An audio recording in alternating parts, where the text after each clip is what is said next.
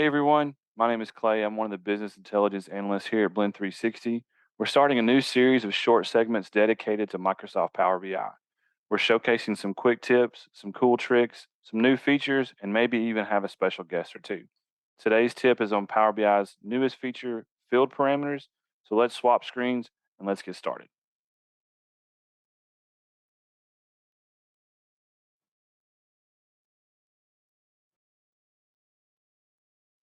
All right, by now, most of you are probably already using field parameters, but if you're not, it's a great new feature. It can give you some real cool customizations for some of your reports and gives your users some really neat options as far as customizing their own views when building some reports. So just kind of a background for this report, we've just got some custom measures, some random numbers that we've kind of assigned for measures just to give us a look at some of this field parameter stuff. So we're going to start out by building a field parameter. We're just going to call it KPI parameter just for um, ease of use. We're going to drag in some of these metrics that we've already built. We've got customer and revenue numbers for month to date, quarter to date, and year to date. So let's get those pulled in. And one of the things that we're not going to use is we're not going to use this slicer, add slicer to the page feature. Typically, a lot of people use that, and one of the great things about it because it allows you to customize some of these reports. But for this example and the cool tip we're going to show you, we're not going to use that. So let's get that measure created. Now, you've probably already seen this if you've built field parameters, you see how this is modeled out. But what some people may not know is this builds out a table, and this table is just like any other table in your data model. So you can go in here and you can create new columns and do all kinds of cool stuff. You can reference these other columns that the KPI parameter, field parameter has built. So if you wanted to use this to do some custom columns, some conditional columns, you can do that. But the cool trick is, and the thing that we wanted to show you today is when you look at this DAX code, you can actually go in here and type out some new column values as long as you add that column to each row of this line. So what we're going to do is we're going to classify these measures based on their time frame. So we're going to add in month to date, quarter to date, and year to date to each one of these rows, respective of where they fall in that time frame.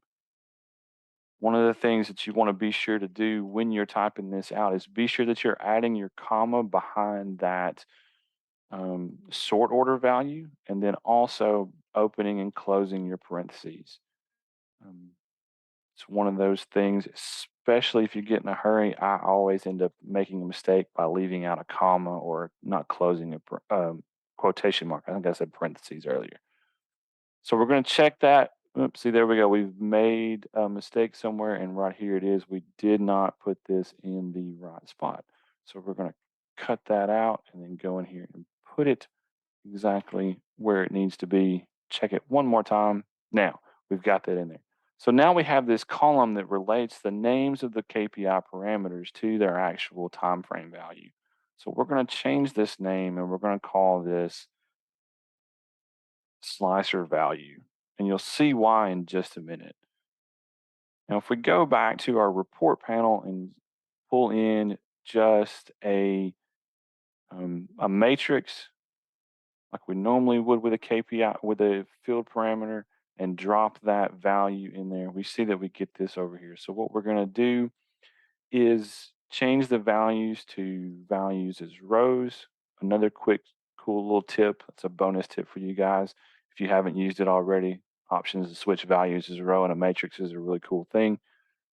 So what you've got now is you've got the month to date, quarter to date, and year to date metrics that we've kind of built in there. And if you had that original slicer that was in the original field parameters thing that we built out, you would have a little filter over here to where you could pick and choose which one of these shows up and how.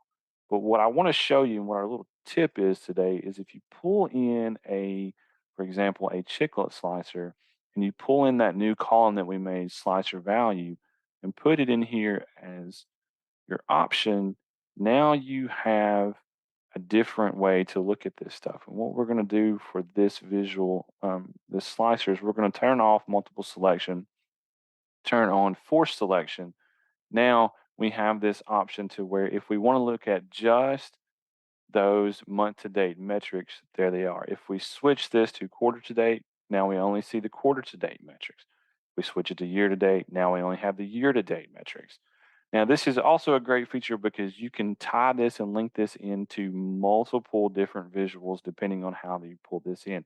So, if you've got other visuals that you need to show months to date, quarter to date, year to date, in all of this stuff, instead of having maybe multiple pages where you show each value or something like this, you can easily switch from those time frames just by switching it here. You don't have to give the user the option to select 20 or 30 different measures that you may have built in that field parameter, but group them accordingly and you can swap them with just a few clicks. So that's our tip today. I hope you guys find it useful. If you want to check it out and you have any other questions, feel free to send me a message. We'll help you out with it. Also, let me know how you're using it. If you find some cool features or some cool new ways to use it, let me know and let's talk about it. You guys have a great day. Thanks.